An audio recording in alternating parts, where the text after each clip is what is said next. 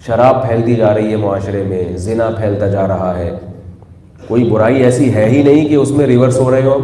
بس جزاک اللہ. آج کسی نے بتایا کہ نوجوانوں میں شراب بہت زیادہ عام ہو رہی ہے، اور مجھے ایسے پتہ چلتا ہے کالز آتی ہیں شراب پی کے طلاق دینے کی. پہلے نہیں ایسے آتی تھیں. آج ایک بندہ آیا کہہ رہے وہ میں نے شراب پی ہوئی تھی، اپنی بیوی کو طلاق دے دی. میں نے کہا یار شکل سے تو شرابی نہیں لگ رہے آپ، شکل سے تو اچھے خاندان کے لگ رہا ہے. کوئی مفتی سے مسئلہ پوچھنے آ رہا ہے تو تھوڑا بہت تو دین ہوگا نا اس میں.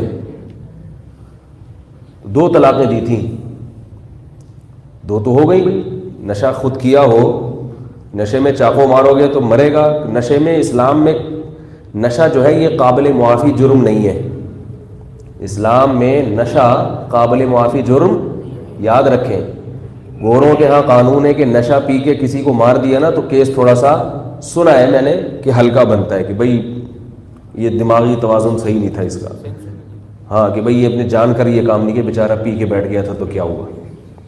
اسلام میں نشے کی حالت میں بندہ مار دو گے قصاصاً قتل کیے جاؤ گے. آپ یہ نہیں کہہ سکتے کہ میں نے پی ہوئی تھی.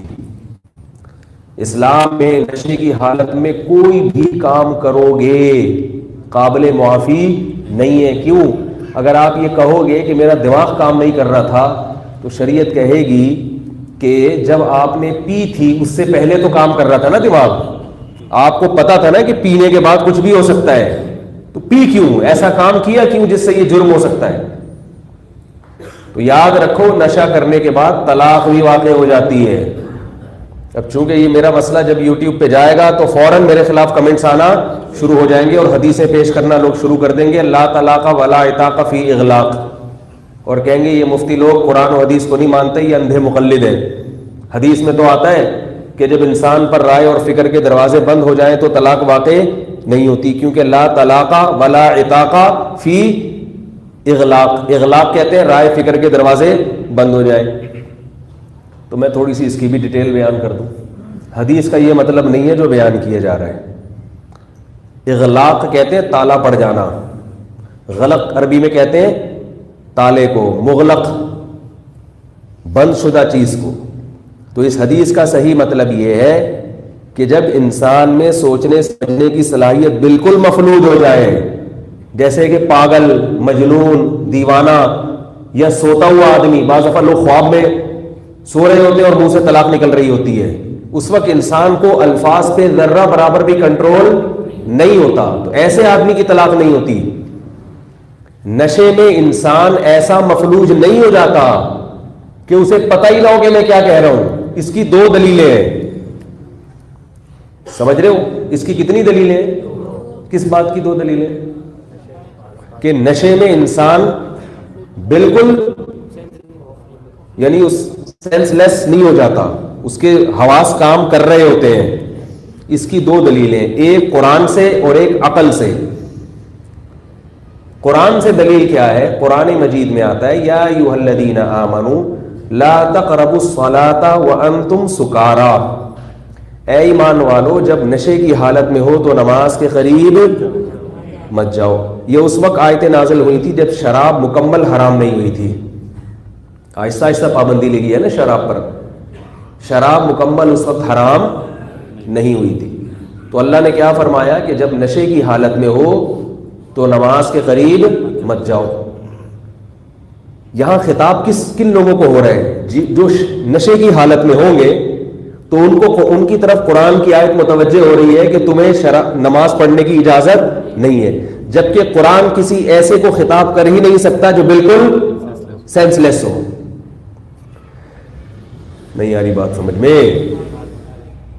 بھائی آپ کہہ سکتے ہیں کہ یہ اس حالت میں ہے جب شراب نہ پی بھی ہو، اس وقت قرآن کا خطاب ہو رہا ہے کہ جب پیو تو پھر نہ جاؤ.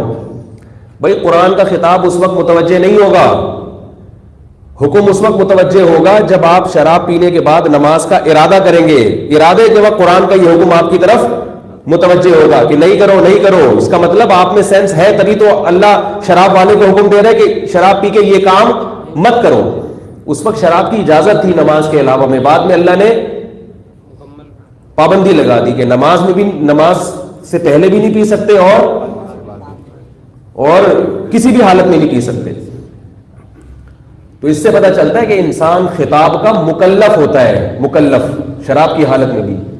اور قیاس کا بھی یہی تقاضا ہے. قیاس کسے کہتے ہیں کہ شریعت میں ہمیں جو اس کی دوسری مثالیں ملتی ہیں ان پر اگر ہم قیاس کریں تو اس سے بھی پتہ چلتا ہے کہ جو دوسری مثالوں کا حکم ہے وہی طلاق کا بھی حکم ہے.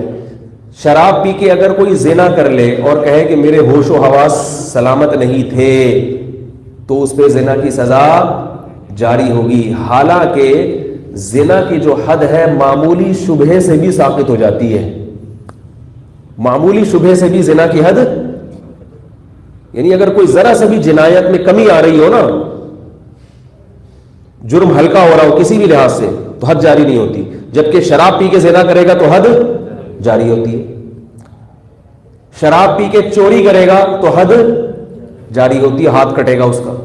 حالانکہ اگر کوئی شخص چوری کرتا ہے اور اس میں ذرہ برابر بھی شبہ پیدا ہو جائے تو ہاتھ نہیں کٹتا اس کا. مثال کے طور پر فقہا بیان کرتے ہیں کہ شوہر اگر بیوی اگر شوہر کے مال میں سے چوری کر لے، شوہر کی پتلون سے پیسے نکال لیے اس نے، گناہ تو یہ بھی سخت ہے، مگر اس چوری پر بیوی کا ہاتھ نہیں کٹے گا. کیونکہ یہاں یہ شبہ پیدا ہو گیا ہے کہ بھائی ممکن ہے کہ شوہر اس کا ضروری خرچہ نہ دے رہا ہو اور اس نے اپنا جائز حق لیا ہو. امکان تو ہے نا کہ بھائی ضروری خرچہ نہ دے رہا ہو اور اس نے اپنا جائز حق لیا. اور بھی احتمالات ہیں لیکن ایک احتمال یہ بھی ہے اگرچہ عورت اس کو دلائل سے ثابت نہیں کر سکی اور شوہر نے ثابت کر دیا کہ بھئی خرچہ میں دے رہا تھا، اس نے جان کر چوری کی ہے، پھر بھی اس شبہے کا فائدہ عورت کو ہوگا اور حد جاری نہیں ہوگی. ویسے سزا ملے گی اس کو، ہاں، کیونکہ ہاتھ کٹنے کا معاملہ بڑا ہے، سخت ہے، اس لیے اس میں معمولی بھی جنایت جرم میں ذرا سا بھی شبہ ہوگا تو حد جاری نہیں ہوگی. تو اس کے باوجود اگر کوئی شراب پی کے چوری کرے تو حد جاری ہوتی ہے، زنا کرے تو حد جاری ہوتی ہے. قصاص ذرا سے شبہے سے ساقط ہو جاتا ہے. اگر آپ نے اللہ نہ کرے کسی شخص نے کسی شخص کے سر پہ زور سے ڈنڈا مارا اور وہ مر گیا تو امام ابو حنیفہ کے نزدیک قاتل کو قصاصاً لٹکایا نہیں جائے گا، دیت لی جائے گی. یہاں بھی بعض لوگ فقہ حنفی پہ بہت اعتراض کرتے ہیں کہ دیکھو قرآن نے تو کہا ہے قتل کی سزا کیا ہے، قتل، اور امام حنیفہ کہتے ہیں کہ نہیں، ڈنڈے سے مارا تو قتل لٹکایا نہیں جائے گا بلکہ دیت لی جائے گی. کیوں؟ اس لیے کہ ڈنڈے سے جب مارا ہے تو یقین نہیں ہے کہ اس کی نیت قتل کرنے کی تھی، کیونکہ ڈنڈا قتل کرنے کے لیے، او بھائی ہو سکتا ہے وہ ایسے ہی سر پہ ڈنڈا مار رہا ہو، جیسے موسیٰ علیہ السلام نے لگایا تھا نا مکہ. یار آپ لوگ کو یاد ہی نہیں ہے، بتایا تھا رمضان میں کتنی ڈیٹیل. حضرت موسیٰ علیہ السلام نے ایک تھپڑ لگایا تھا یا مکہ لگایا تھا، فوقذہ، وقذ کہتے ہیں مکے کو، ایک مکہ لگایا تھا لڑائی چھڑوانے کے لیے. کیا چھڑوانے کے لیے؟ لڑائی. فرعون کے آدمی کو، قوم کے آدمی کو ایک پنچ لگایا انہوں نے ایسے کر کے. حضرت موسیٰ کی نیت قطعاً قتل کی نہیں تھی، لیکن وہ جلالی مکہ تھا، وہ کلیم اللہ کا مکہ تھا، وہ ہمارا اور آپ کا مکہ نہیں تھا کہ لگے تو خارش ہو تھوڑی سی انسان کو. کیا خیال ہے؟ وہ نبی کا مکہ تھا، وہ جیسے ہی لگا وہ قبطی جو تھا وہ کلٹی، وہ مر گیا. اللہ نہ کرے، اللہ نہ کرے اگر ایسا ہی کوئی طاقتور کسی کو مکہ لگا اور سامنے والا مر جائے تو یہ قتل عمد نہیں ہے، یہ جان کر قتل نہیں ہے. اس لیے فقہائے حنفیہ میں متاخرین نے فتویٰ دیا ہے کہ جس نے ڈنڈا مارا اگر یہ یقین ہو جائے کہ اس کی نیت قتل کرنے ہی کی تھی، 100% یہ ارادہ تھا، تو پھر فتویٰ اس پر ہے کہ اس کو قصاصاً قتل کیا جائے گا. لیکن اگر گولی مار دی یا تلوار مار دی، پھر اگر وہ یہ بھی کہتا ہے کہ میری نیت قتل کی نہیں تھی تو بھی قصاصاً قتل کیا جائے گا. کیونکہ بھائی گولی تو بندہ مارنے کے لیے، تم کہہ رہے ہو میں ویسے ہی ڈرانے کے لیے، ایسے پھر یہ مانا نہیں جائے گا. تو اس لیے یاد رکھو جو لوگ بھی یوٹیوب پہ امام ابو حنیفہ کے خلاف اوٹ پٹانگ باتیں کرتے ہیں نا قرآن و حدیث کا نام لے کر، یہ بیچارے علم سے کورے ہیں، فارغ ہیں، یہ مجتہدین کی خاک کے برابر بھی نہیں ہے. بس ایک، اور پھر ہمیں لوگ تنگ کرتے ہیں حضرت اس کا جواب دیں، حضرت کس کا بات کا جواب دیں. کوئی بات بیان میں ضمناً آ جاتی ہے تو میں کہہ دیتا ہوں، ورنہ ان کی طرح ہم فارغ نہیں ہیں کہ بیٹھ کے بس اسی پہ کلپ تیار کرتے رہے. ان کا تو کام ہی یہی ہے نا. ہمارے تو اور بھی ہمیں زمانے میں محبت کے سوا بھائی. تو کیا بات کر رہا تھا میں بھائی؟ جو مسئلہ بیان کر رہا تھا، ہاں میں شراب کا مسئلہ بیان کر رہا تھا کہ معمولی صبح سے بھی حد ساقط ہو جاتی ہے، تو اگر اس پر بھی یعنی شریعت میں کسی اور مقام پر بھی شراب کی حالت میں، جو نشے کی حالت میں جو آپ سے اعمال صادر ہوتے ہیں، اس کو عذر نہیں سمجھا گیا، لہذا یہاں بھی عذر نہیں سمجھا جائے گا۔ البتہ بعض تابعین سے روایات ہیں، بعض اسلاف سے روایات ہیں کہ وہ نشے کی حالت میں طلاق کو طلاق نہیں مانتے، تو ممکن ہے اس کلپ میں اب لوگ حوالے پیش کریں، فلاں تابعی کا فتویٰ، فلاں تابعی کا فتویٰ، تو اگر وہ میں ابھی دلیل دیتا ہوں ابھی، تو وہ فلاں فلاں تابعی کا جو فتویٰ دے گا تو اس سے کہو کہ پھر آپ اس تابعی کی تقلید کر رہے ہو۔ تو ہم اگر ایسے ایک امام کی تقلید کر لیں جو مجتہد تھے اور آدھی امت نے ان کی اتباع کی ہے، ان کی تقلید کی ہے، اتباع اور تقلید ایک ہی چیز کے دو نام ہیں، تو اگر ہم ان کی کر لیں تو پھر آپ اس میں کیا حرج ہے؟ اگر آپ فلاں کا حوالہ دے رہے ہو تو ہم کس کا حوالہ دے رہے ہیں؟ ان سے بڑے کا حوالہ دے رہے ہیں جو ان سے بھی زیادہ علم میں بڑے تھے، اور اس بڑے ہونے کی دلیل کیا؟ امت کی اکثریت نے ان کو فالو کیا ہے۔ تو یہ تو نقلی دلیل ہے، قرآن سے ثابت ہے کہ نشے کی حالت میں انسان، یعنی نقلی بھی دو ہو گئی، شرعی دلیل ہے، ایک قیاس ہو گئی اور ایک قرآن کی آیت ہو گئی۔ دوسری ایک اور دلیل کہ شراب پینے والا، یہ دلیل کہ وہ بالکل سینس لیس نہیں ہوتا، اس کی سب سے بڑی دلیل جو مشاہدے پر مبنی ہے وہ یہ ہے کہ کوئی بھی شرابی نشے کی حالت میں کبھی اپنی ماں کو یا بہن کو طلاق نہیں دیتا۔ طلاق کس کو دیتا ہے؟ وہ آج تک نہیں زندگی میں نے دیکھا۔ اور ایک ڈاکٹر نے مجھے یہ بتایا، انہوں نے کہا ان سے، ڈاکٹر کو تو زیادہ پتا ہوتا ہے نا کس حد تک انسان پاگل ہوتا ہے، اس نے کہا ان سے پوچھو، میں ایک ڈاکٹر صاحب کے پاس بیٹھا ہوا تھا، میرے پاس فون آیا تو میں نے اسپیکر آن کیا، وہ کہہ رہے میں نشے میں تھا تو میں نے بیوی کو طلاق دے دی، میرا تو دماغ ہی کام نہیں کر رہا تھا، مجھے یہ ہو گیا یہ ہو گیا تھا۔ تو ڈاکٹر صاحب نے کہا اس سے پوچھو کہ پھر بیوی کو کیوں دی، اماں کو کیوں نہیں دے دی؟ دماغ کام کر رہا ہوتا ہے، پتہ ہوتا ہے کہ یہ بیوی ہے، یہ ابا ہے، یہ اماں ہے، ابا کو دینے کا کوئی فائدہ نہیں ہے،